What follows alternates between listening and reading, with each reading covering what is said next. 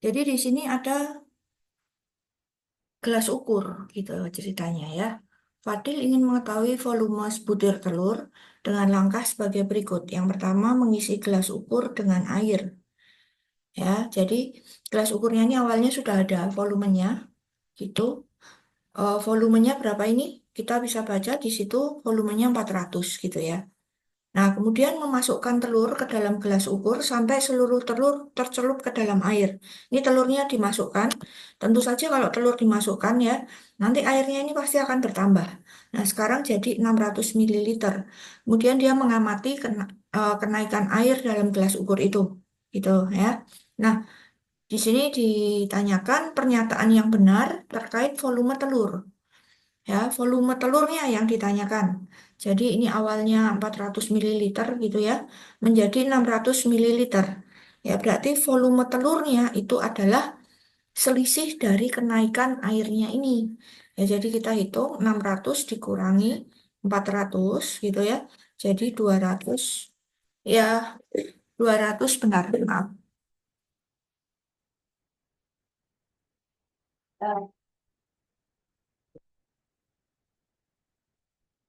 Eh, ya, sorry. 200 mililiter. Itu ceritanya, volume telurnya ya. Jadi di sini pernyataan yang benar terkait volume telur adalah kurang dari 500 mililiter.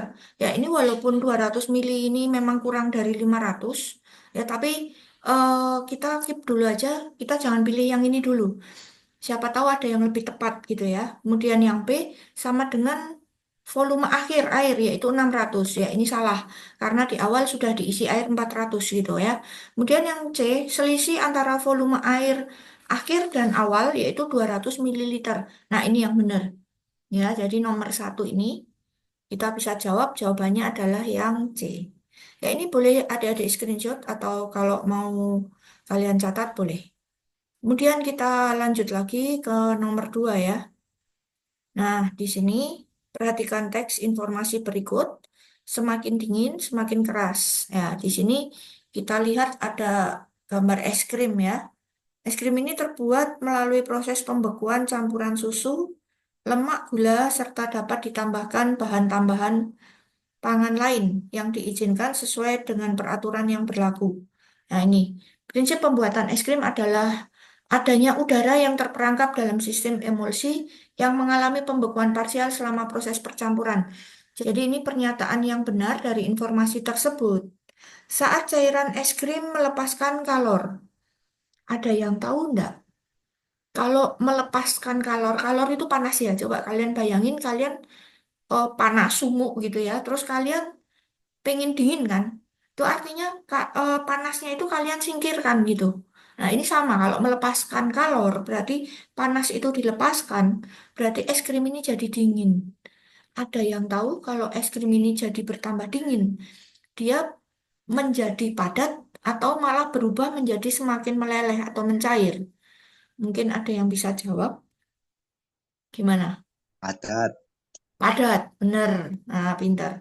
Makin padat ya. Nah, di sini kita lihat kalau padat ya bentuknya tetap, volumenya tetap, kemudian susunan partikelnya sangat teratur, gitu ya. Kalian ini pasti juga udah tahu ya, gaya tarik menariknya sangat kuat, gerak partikelnya terbatas, gitu. Ya, jadi padat itu yang paling erat, paling raket. Kalau zat cair, dia agak setengah raket gitu. Ya, jadi gaya tarik menariknya juga lemah. Ya, kalau zat gas dia sangat lemah karena dia bisa bergerak bebas. Kita cek. Yang A. Gaya tarik antar partikel cairan es krim dari lemah menjadi sangat kuat. Nah, ini kira-kira gimana nih? Ada yang bisa jawab nggak? Ini dari lemah ya. Lemah itu zat cair ya. Zat cair berarti menjadi sangat kuat. Ini menjadi padat. Ya, seperti yang tadi dijawab berarti yang A ini benar. Ya kan? Yang A ini benar. Oke. Aku minta tolong coba ada yang bisa jawab lagi. Kalau yang B ini gimana? Dari proses apa menjadi apa? Cairan es krim mengalami proses dari volume yang tetap menjadi berubah. Ada yang bisa jawab nggak? Dari apa menjadi apa ini berarti? Dari? Ada yang bisa jawab. Cinta juga boleh jawab loh.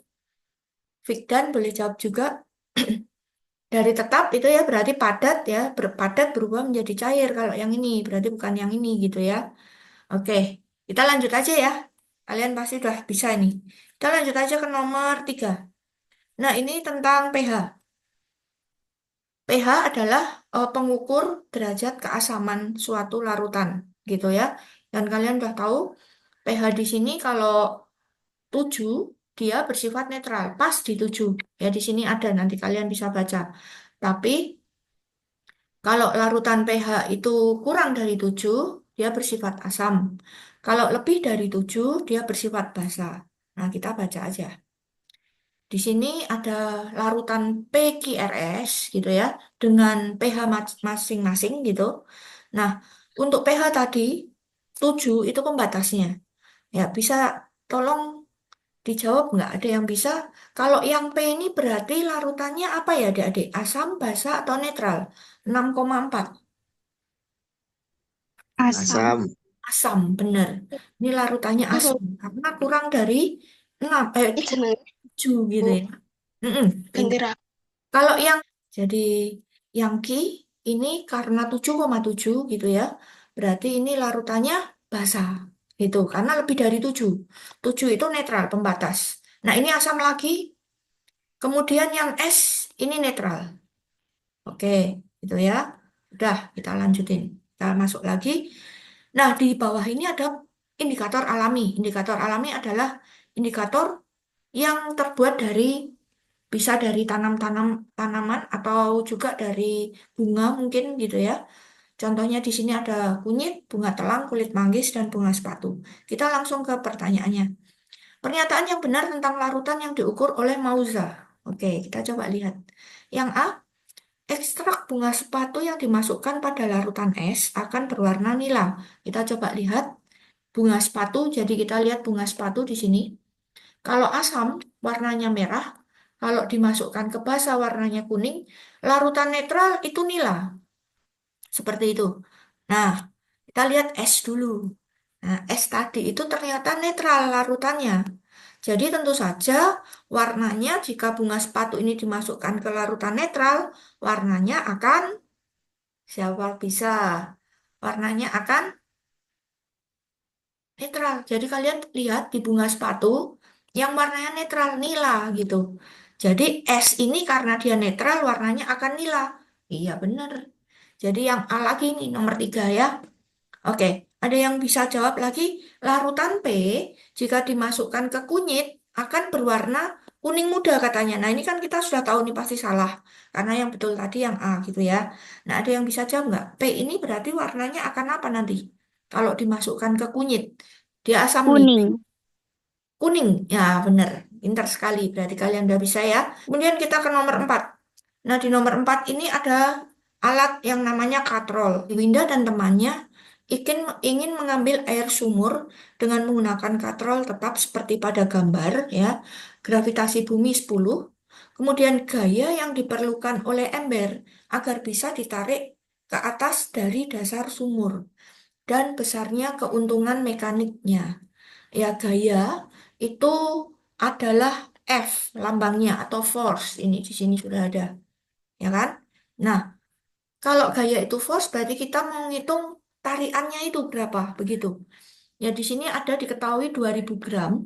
Ini adalah bebannya, beban yang akan diangkat. Untungan mekanis katrol tetap itu adalah satu. Dan satu ini rumusnya adalah W per F. Atau ya, jadi kita tinggal masukkan satu sama dengan B-nya tadi berapa? 2000 gram.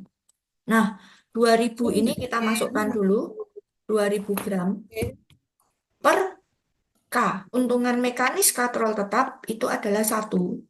Dan satu ini rumusnya adalah W per F. Beban itu massa dikali gravitasi. Jadi ini tadi belum jadi. Masanya berapa? Masanya 2 kilogram betul. Kita kalikan dengan gravitasinya dulu 10. Ya, jadi ini B-nya adalah 20. Jadi di sini 20, di sini 20. Jadi kuasanya 20 Newton. Ya, kuasanya 20 Newton, kita tinggal cek di pertanyaannya. Yang A, lebih kecil dari 10 Newton. Salah ya, yang ini. Kemudian kita cek yang C. lebih besar dari 10 Newton, betul? Dan keuntungan mekanisnya 1. Nah, ini benar. Jadi jawabannya adalah yang C. Kemudian kita ke nomor 5. Nah, di nomor 5 ini ada tentang gelombang, ya, gelombang transversal. Gelombang transversal itu menyerupai perbukitan atau lembah, seperti pada gambar, gitu ya. Nah, di sini Diana menggerakkan tali, seperti pada gambar. Jarak Diana kering basket itu 800 cm. Ya, di sini. Nah, adik-adik, biar kita nggak salah, kita langsung ganti aja ini 800 cm, kita jadikan meter. Gitu ya, berarti 8 meter gitu ya. Jadi dari Diana sini ke ring basket itu 8 meter. Oke, kita lanjut lagi. Jika waktu yang diperlukan dari posisi Diana sampai ke ring basket adalah 2 sekon, jadi ini T, waktu itu T, tapi T-nya T kecil ya adik-adik. Jangan kalian tulis T besar. Karena T besar itu adalah periode. T besar itu periode, dan periode itu waktu untuk menempuh satu gelombang. Dan ini kan gelombangnya banyak, makanya dia pakainya T kecil gitu ya. Nah, maka besar cepat rambat gelombang adalah. Jadi kita mau hitung cepat rambat gelombang. Cepat rambat gelombang itu simbolnya V. Rumusnya apa ya? Ada yang bisa jawab nggak? Kita tinggal masukkan nih. Lambdanya berapa? Di sini 8 meter. 8 meter itu tapi banyak gelombang. Nah, kita hitung dulu nih. Ada berapa gelombang? Kita taruh aja di sini, di garis tengahnya ya. Kita hitung berapa gelombang. Satu gelombang adalah satu gunung dan satu lembah. Dua, tiga, empat, lima, enam, tujuh, delapan. Jadi N-nya itu 8. Atau banyaknya gelombang itu 8. Nah, kita hitung dulu aja T besarnya kan di sini. T besar itu rumusnya T kecil dibagi N. Itu kan tadi T-nya berapa ya? 2 sekon. Jadi 2 dibagi 8. Kita ambil yang meter ya. Nanti N-nya juga 8 ya. Kita masukkan. Jadi T besarnya itu 1/4. Nah, lambdanya berapa? Lambda adalah panjang satu gelombang. Tadi panjang gelombangnya seluruhnya itu 8 meter. Jadi 8 dibagi 8. Panjang gelombangnya 1. Kita masukkan ke sini. Berarti V-nya 1 dibagi 1/4. Jadi V-nya itu adalah 4 meter per sekon. Ini untuk jawaban nomor 5. Dan kita lanjut lagi ke nomor 6. Nah, sudah lebih paham kan sekarang? Yuk segera subscribe untuk selalu dapat notifikasi video terbaru. Dan jangan lupa juga like, komen, dan juga share ke teman-teman kalian ya. Nah, di nomor 6 ini ada ilustrasi permainan tarik tambang. Ya, ini mudah sekali, kita tinggal hitung resultannya aja. Ya, di sini kita lihat aja Yuni yang berperan sebagai wasit mencoba menganalisis gaya yang bekerja pada kegiatan tarik tambang. Resultan gaya kelompok 1, 900 Newton ke kanan jika orang pertama memberikan gaya 300 Newton. Kita lihat kelompok 1 ya, ada di sini. Nomor 1 kita cek dulu betul atau salah. Ya, orang pertama ini dibilang dikasih gaya 300 Newton. Ya, ini tinggal kita hitung adik-adik. Berarti 250 kita tambah dengan 350 dulu. Berapa itu? 600 ya. 600 kita tambah 300. Berarti 900 ya. Jadi nomor 6 ini sebentar. No, resultannya benar 900 Newton sih, ya kan? 900 Newton, tapi kita lihat gayanya gimana. Kelompok 1 ini dia kan menarik ke arah sana kan ya, ke arah sana kan, jadi ke kiri harusnya gitu, betul ya. Dan nomor 6, jadi kalau ini ke kanan berarti salah. Nah, kita lihat dulu di pertanyaannya adik-adik. Ternyata di pernyataannya itu nomornya itu 1 dan 2, 1 dan 4. Nah, udah, berarti nomor 1 salah, salah, salah, salah. Oke, kita cek nomor 2. Nomor 2, resultan gaya kelompok 2. Kelompok 2 ini ya. Kelompok 2, 1000 ke kanan. Jika orang ketiga memberi gaya 250. Kita coba cek. 250 ditambah 350 itu 600 ya. 600 ditambah 400, 1000. Betul? Dan dia ke kanan. Ya benar, karena yang kelompok 2 itu menarik ke arah kanan memang ya, ke arah sana. Ya, jadi ini nomor 2 betul.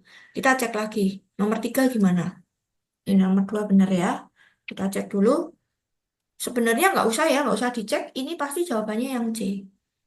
Karena nomor satunya ini udah salah, A-nya nggak mungkin, B-nya nggak mungkin gitu ya. Dan nomor 2 benar gitu. Kalau kalian mau cek juga boleh. Kelompok satu akan menang jika gaya yang dikeluarkan orang pertama 450. Jadi gayanya yang orang pertama ini kita hapus, kita jadikan 450 gitu. Kemudian eh, kelompok kedua, orang ketiganya itu 250. Jadi tetap ya. Jadi yang kelompok 2 tetap 1000, yang kelompok satu berapa ini? Kita hitung dulu. 250 tambah 350 itu 600. 600 tambah 450 itu 1050. Ya. Jadi menang kelompok satu. Kita lihat tadi gimana. Oh iya, kelompok satu menang. Ya berarti ini nomor 3 betul.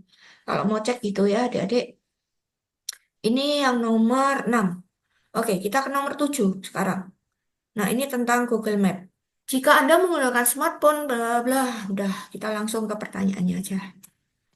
Tampilan map pada gambar memberi petunjuk seorang pejalan kaki dari stasiun Tugu Jogja menuju ke titik 0 km. Ada dua rute pilihan, tetapi sebagai pejalan kaki yang cerdas, pasti akan memilih rute terdekat. Berdasarkan petunjuk di map, pejalan kaki harus berjalan dengan kelajuan rata-rata berapa? Kita lihat.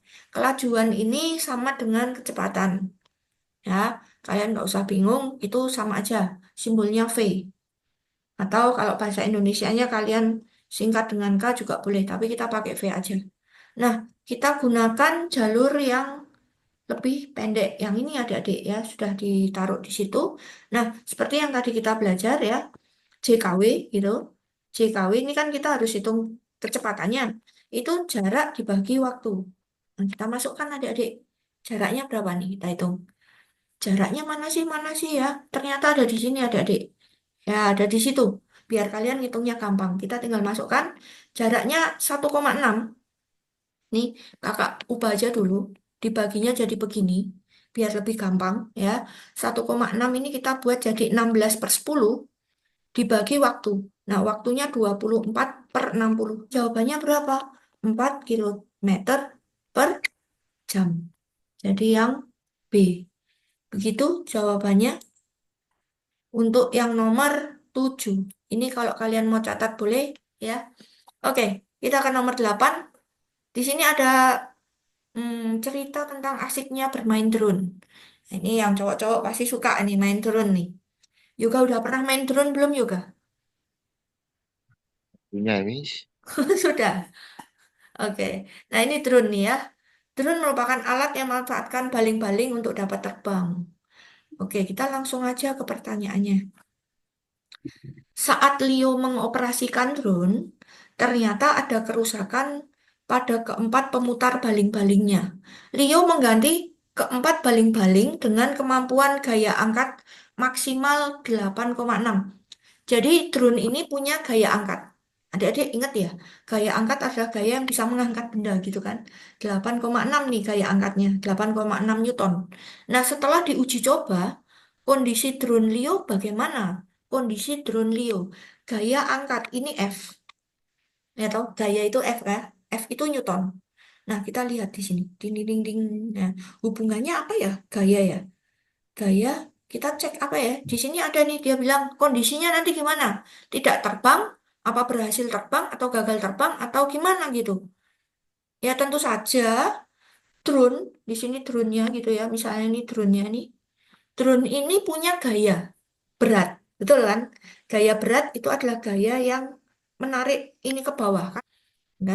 Nah, kita lihat nih, W-nya berapa? Biar kita tahu dia terbang atau enggak. Kita lihat dulu. Oh, itu 840 ya. Per 1000 gitu aja boleh loh, nggak apa-apa. Jadi ini nggak usah dihitung dulu, nggak apa-apa. Ya, tinggal kita kalikan dengan 10 gitu. Karena gravitasinya tadi 10 kan. Ini kita coret, nolnya kita coret juga. Jadi 84/10. 84/10 itu kalau didesimalkan, kalian bisa mundur satu angka aja 8,4 Newton. Nah, coba bayangin adik-adik. Ya, dia ke bawah 8,4, padahal dia didorong ke atas 8,6. Terbang nggak? drone-nya. Karena apa? Gaya ke bawahnya lebih kecil. Nah, kita lihat yang A dulu. Tidak terbang karena berat drone yang sangat besar. Salah. Berhasil terbang, namun sulit dikendalikan dan terjatuh. Ya, kenapa sulit dikendalikan? Enggak ya. Karena dia benar-benar terbangnya itu gaya gaya angkatnya kan lebih besar. Kan. Yang C gagal terbang, salah. Yang D berhasil terbang karena memiliki gaya angkat ke atas melebihi berat drone. Betul. Jadi yang nomor 7 itu D, betul. Nah, sudah lebih paham kan sekarang? Yuk segera subscribe untuk selalu dapat notifikasi video terbaru. Dan jangan lupa juga like, komen, dan juga share ke teman-teman kalian ya. Bahas kalian aja di sini. Ya, ini tentang cermin adik-adik. Excel dan teman-temannya melakukan percobaan pembentukan bayangan pada cermin cekung, gitu ya, dengan cara mengubah posisi cermin, lilin, dan layar hingga diperoleh bayangan jelas di layar. Nah, salah satu posisi yang menghasilkan bayangan jelas itu ditunjukkan oleh gambar A. Nah, ini gambarnya ini bayangannya sudah jelas. Nah, dengan menggeser cermin, nah setelah jelas, cerminnya ini digeser-geser. Kalau cerminnya ini digeser-geser, pasti bayangannya berubah kan? Kita bisa lihat nih bayangannya tadinya yang panjang begini, jadi titik kecil di sini. Ya toh? Nah, bayangan kecil seperti ditunjukkan di gambar B. Bayangannya jadi begitu. Nah, bayangan seperti gambar B itu bisa didapatkan dengan cara bagaimana? Nah, ini yang akan kita lihat adik-adik. Ya, kita mengamati dulu di gambar A. Di sini ada lilin. Lilin ini kita anggap adalah bendanya. Oke, aku pakai yang agak cerah ya warnanya. Kita anggap lilin ini adalah bendanya, kemudian kita anggap layar ini adalah bayangannya, ya, gitu. Dan cermin ini ada di belakang dari bendanya, gitu ya. Dan di sini jarak antara cermin dan lilin itu 8 cm. Ya, 8 cm ya, ini bisa kita sebut ini SO. Jadi kalian bisa ingat-ingat lagi pembelajaran tentang cermin. Ya, jarak benda ke cermin itu SO, jarak bayangan ke cermin itu SI. Jadi di sini ada SI-nya, SI-nya 24 cm. Itu. Nah, dari data yang ada di A, ini kita bisa cari apanya nih kira-kira? Kita sudah tahu SO-nya, kita sudah tahu SI-nya, kita bisa hitung apanya? Ada yang bisa jawab? Kita bisa hitung fokus dari cerminnya, adik-adik. Kalian masih ingat nggak rumus ini? 1/F, 1/F sama dengan 1/SO ditambah 1/SI. Jadi kalau kita sudah dapat SO dan SI-nya, kita cari fokus dari cerminnya aja dulu. Untuk apa? Agar nanti kita bisa lebih mudah untuk melihat dia ada di ruang berapa. Ini nanti kakak bahas pembagian ruangnya juga.